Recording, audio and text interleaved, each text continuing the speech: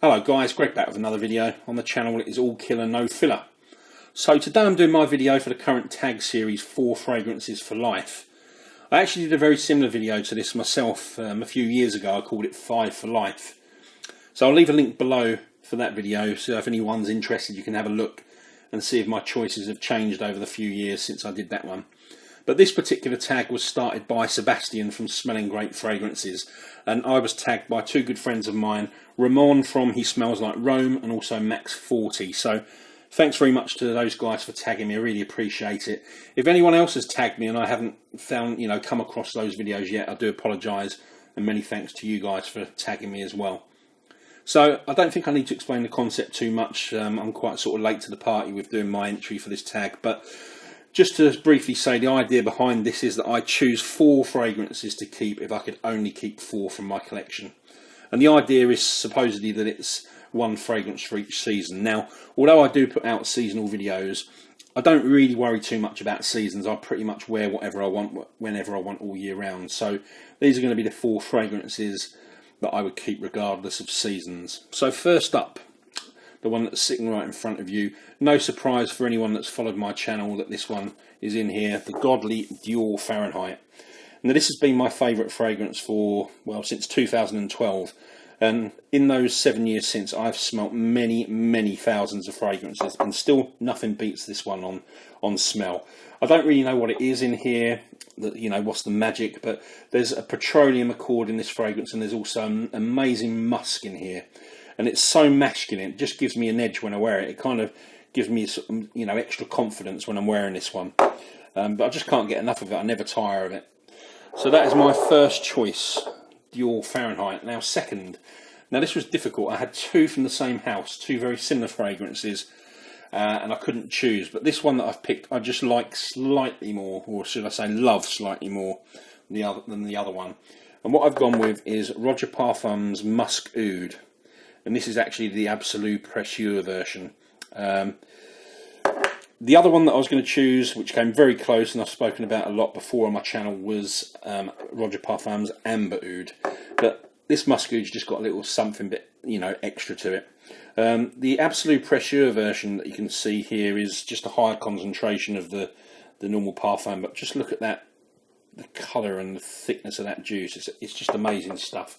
But, I don't really know where to start describing this one. I would say, if you're breaking it down and sort of categorising it, it's really, it's a rose oud fragrance, but it's nothing like fragrances like Rose d'Arabie by Armani or any of the other rose oud combos. This is unique to me.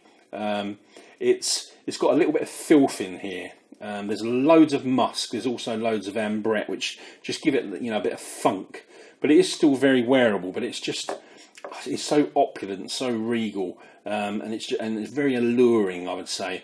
And without a doubt, a 10 out of 10 fragrance. I really, absolutely love that one. So that is Musk Oud from Roger Parfum. So the next one, this is number 3. This is from the same house. This is another Roger Parfum fragrance, and this one very different, completely. Just smashed number 4.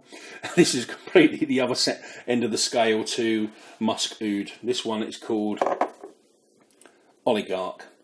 And it's a perfect name for this fragrance. This just smells, again, very regal, but in a very different way to Musk Oud. But you can imagine a billionaire oligarch wearing this fragrance. Now, it is very similar to Terre d'Hermès, to my nose. But as good as Terre d'Hermès is, the quality and the smoothness and the overall composition of Oligarch is incomparable for me.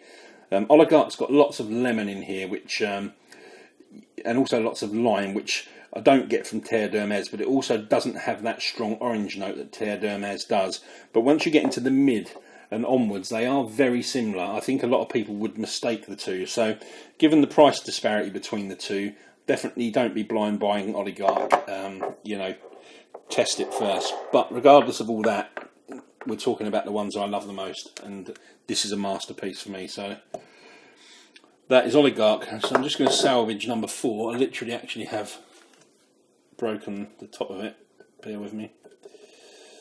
So this is a fragrance that I don't think many people would choose. I don't think, this gets a lot of acclaim, but I don't think many people would love it as much as I do.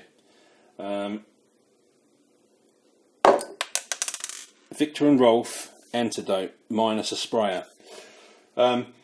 Just can't get enough of this fragrance. I don't know what it is. Mesmerising is the word. I know it's like probably an exaggeration for what is a designer fragrance, but I just absolutely love this. I reviewed it about 5 years ago now, and I remember what I said in that video, and I still stand by that, is that it covers every base in terms of, you know, perfume accords. It's musky, it's herbal, it's smoky, it's fruity, it's aromatic, it's powdery, it goes on and on. It's spicy, there's soapiness to it. Just everything in here, everything in one. There's so many notes. If you're a fan of cardamom, the cardamom note in here is amazing. I definitely suggest that you try that one out if you like cardamom. So there you go. That's my slightly battered number 4 pick, Victor and Rolf's Antidote. Thanks a lot, guys. Hope you enjoyed the video. I'm going to tag a few people myself. Well, 2 people actually. I'm going to tag Mr. Smelly 1977. And also a guy whose channel I really enjoy. He's called Rob DJ Ville.